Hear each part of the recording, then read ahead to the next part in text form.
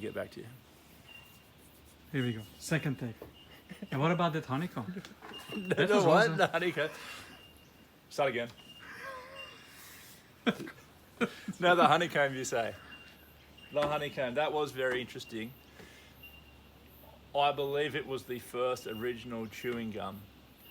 First, you had the nectar saturate the palate, if you will.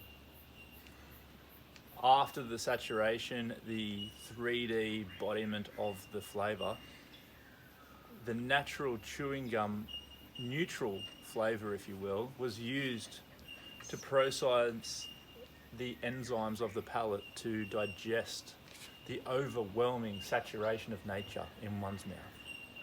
Thank you. I'm gonna put this into a dictionary because I need to decode it.